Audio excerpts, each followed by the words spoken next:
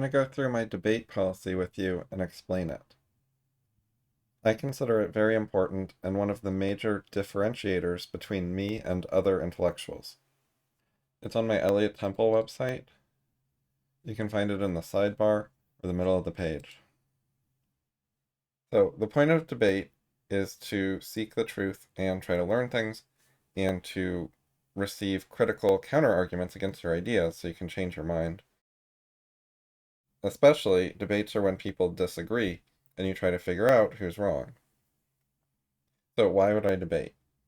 Reason one, if I want to, if I think it looks like it will be productive and I'll learn something, it'll be a good use of my time. And a lot of people stop there. They will debate when it sounds good, and otherwise they won't, and that's the end of it. But I have two more options for debating. I will debate using my debate policy, and I also have a previous paths forward policy, which I kept around as a backup. So if the debate policy has some sort of flaw or is unsatisfactory in some way, if something goes wrong with it, if something gets stuck, then you could try my older policy. But the basic idea is, if it looks like a good idea to me, I will debate. And also, if you use my debate policy, I will debate even if I think that the debate is a bad idea, if I think that you're dumb or the debate will not have high value or something, I will debate anyways. I am guaranteeing this. I'm making a promise, a commitment, an obligation to the general public, to anyone on the English-speaking internet, that I will do this. I've put it in writing. I'm staking my reputation on it. So the point is, if I think that a debate is low value, but I'm wrong, what if I'm biased or making some other mistake? Well, there's a way to fix it. You can use my debate policy, and then I'll debate you anyways, and then you can correct me. And anyone can do this. Anyone can ask for my time. So there are a lot of conversations where I'm chatting with someone informally, and then at some point I think that what they said is not worth replying to, and then I don't reply. I'm fairly persistent, more than most people, but sometimes I don't reply. So if you think I'm making a mistake and it's important, you can, ask something, but then I might not reply. And what if I'm just ignoring you? Then you can use my debate policy, and then you will get a reply. I wish other people had debate policies because they stop responding in discussions, and then there's no way to escalate. There's no way to say, hey, I think this is actually really important, and get them to listen and seriously debate. So the policy has specific rules. I'm not offering an unlimited amount of discussion with anyone with no rules whatsoever just because they ask. I have to put some restrictions on it to protect my time. So the first one is that you have to pick a single name and stick to it. So I want to debate with a single identity. I also debate one person at a time per debate. Like, it's not a one-on-two debate, it is a one-on-one debate. If there are 2 or 3 of you who want to debate me, you can each ask for your own separate debate. I might make an exception and do a group debate, but I'm not promising one. Okay, and then you need to have 20 plus articles totaling 20,000 or more words on the web under the name that you're using. Part of the point of this is to prevent people from just changing names and getting multiple debates. I don't want them to be able to troll me very easily. So for every identity they want to troll me with, they have to write 20 articles. So that will keep the trolling way, way down. I will also accept alternatives, such as if you have a book or some academic papers or some magazine articles that are not on a website, that's fine. And if you have 5 papers in academic journals, that is enough. It doesn't have to be 20 articles. However, videos and podcasts I do not guarantee that I will accept. And the reason is that it's hard to have a written debate with someone who doesn't write. So you should have some sort of past work in writing, and it needs to be a little bit relevant. So if it's writing about intellectual topics, that's good enough. But if you've just written 20 articles about bowling, maybe I'm not going to want to debate you. If you wrote 20 video game strategy guides on your blog, that doesn't sound like 20 relevant articles. So I think that is a reasonably low requirement that anyone can meet, especially anyone who has intellectual ideas and would be good to debate with. they could write 20 articles on their personal blog in their entire lifetime and then have a debate with me. That is something that I expect most people worth debating have already done anyways. So that is the main filtering mechanism. What else do I have, though? I have some rules for how the debate works. Oh, also, you have to state in your honest and considered opinion that you know what you're talking about, that you have some skill, some knowledge, some expertise, something important to say, that the debate is actually going to be valuable, that you have value to offer in the debate. The point of that is, if you want to debate me, and it doesn't sound like a good idea to me, you have to say, hey, this is a really good idea, this is important, I have an important error correction for you, you're wrong about something, and I know what I'm talking about, I have something good to say. If you don't even think that yourself, then let's skip the debate. Okay, and then you have to agree to debate until an impasse chain. I will also consider alternative methods if you suggest one, but I'm not putting a public guarantee to use your alternative method, I'm just willing to consider it. So I don't want to go into how impasse chains work in detail, I have a separate article about that. You would need to read the article before debating me. But the basic point is, debates can end when people agree, but what if they don't agree? Then you have two potential problems. One is the debate could go on forever, and the other problem is someone could just leave at any time in the debate. So how do you deal with those problems? You need some sort of policy or rule or guideline or something for how debates can end without mutual agreement, but without it just being completely arbitrary or taking forever. And so the impasse chain method does that. It is a way that someone can unilaterally end the debate. It doesn't take forever, but it doesn't let them arbitrarily leave whenever they want either. They have to do a few things first, and then they can leave. And the things that they have to do help wrap up the debate and give it some sort of conclusion that helps make it easier for audience members to see who was right, who was rational, who was reasonable, why did this debate end here? What prevented the debate from reaching agreement? What was it stuck over? Impasses are ways of being stuck. So if you want to get out of the debate, you basically have to say why you think the debate is stuck and we shouldn't continue.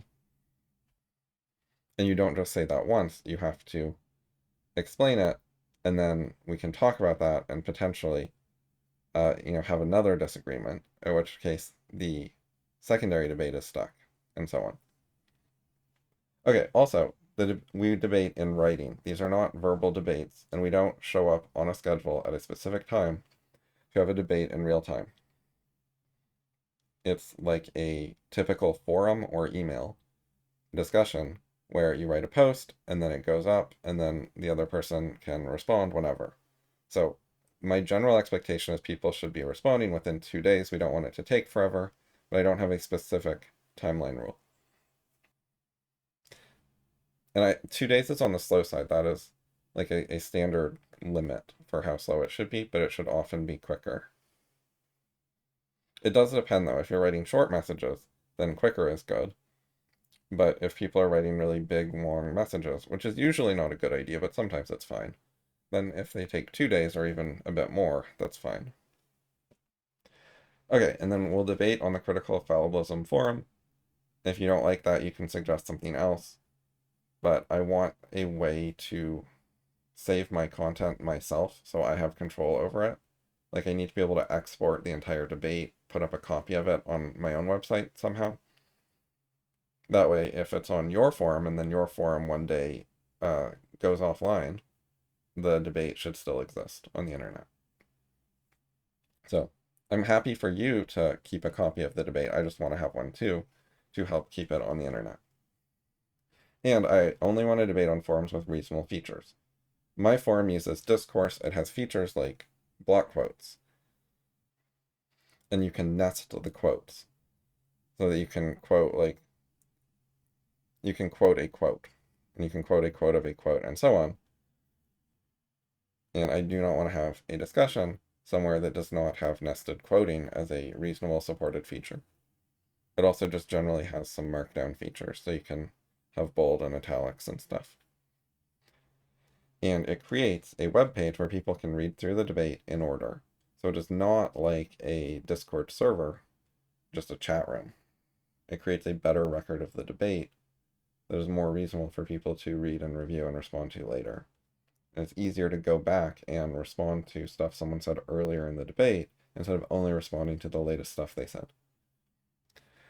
Okay, I do reserve the right to decline a debate if I'm not interested in the topic, but then I don't get to make claims about that topic. I'm saying I have no opinion on that topic, or at least I don't disagree with you, or, I'm not going to go around publicly saying something after I refuse to debate it.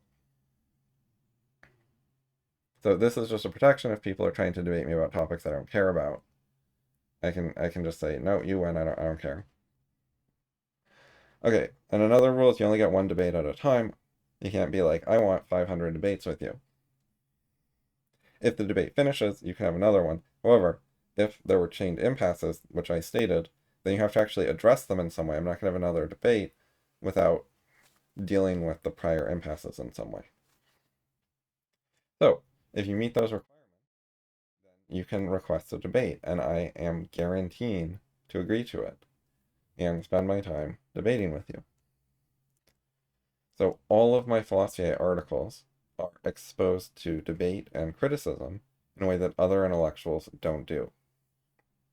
All of them are backed up by this debate policy, which helps ensure their correctness, or at least their lack of known errors that people already today know are errors. This is not perfect. I'm not super popular, so there could be someone who knows about an error but never sees my article, or just doesn't care enough to tell me, but I'm doing what I can to get errors corrected. There are a lot of other people who I see their articles and I see some errors, and there's no good way to tell them. And that applies both to popular and unpopular people. There's ones who have almost no audience, but you can't get their attention and debate them, and then there's ones with big audiences who also have no good way for that audience to correct them on stuff. So if we debate and you concede, you should, among other things, do a post-mortem about what went wrong. And my debate requirements are meant to be fairly minimal. I'm trying to enable debate and just have enough requirements to prevent abuse and wasting my time. It's important to have some requirements because I'm making a promise to anyone in the public. So that's a big deal. I have been trolled in various ways by people on the internet, especially anonymous people. So I prefer if people debate under their real name, but if they have an established internet handle that they've been writing under, like some pseudonym, instead of their real name, that's fine too. But I don't want to have debates with throwaway accounts. So I'm trying to take seriously that if I think a debate with someone looks like low value, I could be wrong. I could be biased. Also, I think structured, organized debates following some methodology, like the impasse chain method, are better than informal, disorganized debates that just end in the middle whenever anyone feels like it, with no clear conclusions. I want my debates to actually reach conclusions more. Also, criticism of this debate policy itself is highly welcome. That's something I'm extra interested in. Anytime I have a methodology that governs how I interact with people or discuss or something like that, I'm extra open to discussion of that methodology itself, because if there's a problem in the methodology of how I deal with people, that could be a really big problem that screws up all the other topics. And also, there are very few, if any, similar policies.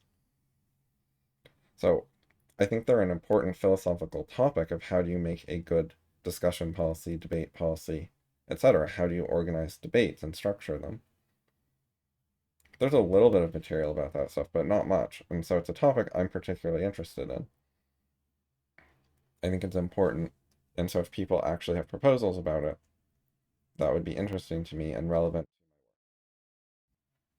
So as far as a rational debate policy where you're guaranteeing to debate with the public under a few conditions, I'm not aware of any public intellectual with anything like this. I came up with this partly trying to clarify how I'm different than other intellectuals. What am I doing differently? Why do I think I'm better in some way?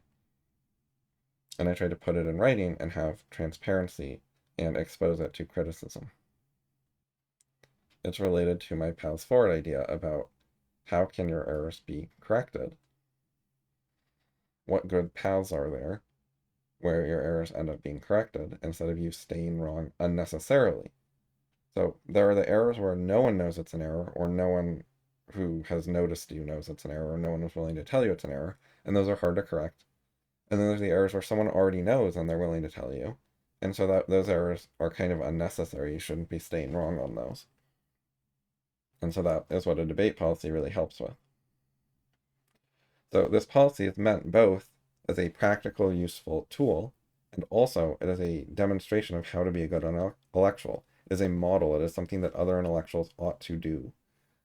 If you think this is a good idea, you could suggest it to other intellectuals, ask them to do it, ask them why they're not doing it. Part of the point of a policy is to not just trust myself. A lot of people are just like, well, I think I have good integrity, and so I'll just follow my judgment, and that'll be good enough. And I do think I have very good integrity, but I still don't think I should trust myself fully. It's important to have some backup mechanisms, some ways that I can be corrected by other people in case I'm going wrong in some way. Some people have larger fan bases, so they have to protect their time more vigorously. Some of the main techniques for that are having proxies, which are people who can debate for you. So instead of you personally debating someone, you can have some of your henchmen do some of the debating, and then if they lose or something, then you would debate. But they'll be able to win a lot of debates without you spending time on it. And if you're actually famous and really popular and have lots of resources, then you ought to be able to have some proxies. If you've actually explained ideas and taught people anything, at least, then some of them, if you're popular, should have actually learned it pretty well. So you should have access to people who can successfully debate for you on at least most of the issues, the lower hanging fruit, the easier topics. And that would save you a lot of time. And then another main technique is pre-written answers. So you can have an FAQ, you can have a bunch of essays that cover a bunch of topics, and then you don't need to debate as much stuff because you just link to it. So it answers all the common questions and criticisms and stuff. And then you only have to debate when someone has something new to say that isn't already covered in your existing writing. So that can cut way back on debate requests. Whereas if you have very little public writing, then people are going to want to debate all kinds of stuff and they're going to have all these questions. But the more detail you provide in advance, the less people are going to ask for a discussion with you. So my Paths Forward articles talk about proxies and pre-written answers and other techniques more. Another way to save time is if you can win debates in a quick and clear way. A lot of why people find debate too time-consuming is that they're not actually good at winning the debate and reaching a conclusion, so it takes them a long time. And that is a problem. If you think you're an intellectual who's good at this stuff and getting issues right, then you ought to actually know how to make clear, compelling arguments and keep the debates relatively short and organized and not derailed and so on. So what if this is all too much for you and you don't want to have a formal organized debate? Well, informal debates and discussions are fine too. I just don't offer guarantees about them. I might just stop and not explain. I might go do something else. I might get bored with it. I discuss a fair amount informally, but the actual guarantees use the debate policy. So in informal discussions, I don't take responsibility for answering your arguments. I might answer them, but I might not. If you definitely want me to answer them and claim it's important, that's what the debate policy is for. But if you just want to chat and see how things go and ask a couple questions, you can do that informally. That's no problem. I like it when informal discussion can transition to formal debate. So you can chat about stuff and then you find a point of disagreement that seems important, and then you could have a formal debate about it that follows the rules like Impasse Chains or some alternative. And I think policies for this kind of thing should be written in advance and used long term. You don't want them to be ad hoc. You don't want someone to make up requirements for debate to exclude a specific person. Like after you get a debate request and then you make up requirements, that would be bad. So having these requirements written in advance let someone transition an informal discussion to a formal one, if necessary. Since I already have an offer to do that, it is a standing offer open to everyone. So all my informal discussions are backed up by it. So if I stop responding in an informal discussion, and that is a mistake, you have an option to escalate. Overall, I think informal discussions are a bit overrated, and people ought to use structured interactions more, having conversations that follow specific methods instead of their intuition. So I would like if people used the debate policy a bit more, because I think discussions that follow the impasse chain rules will actually be better. So I'm a public intellectual. I write about ideas. I'm a philosopher, and I try to seek the truth and critically discuss things. And I'm open to debate, and I claim largely that other intellectuals, my rivals, the people with alternative ideas, are not really open to debate. If I'm right and they're wrong, there's basically no way for me to tell them. But that is not true and vice versa. If I'm wrong and they're right, they could come along and tell me. I have a policy to enable that. I've made a guarantee to anyone they do not have to be famous. And I would encourage other people to consider coming up with their own policy instead of just trusting their judgment, which allows their biases to make them stay wrong.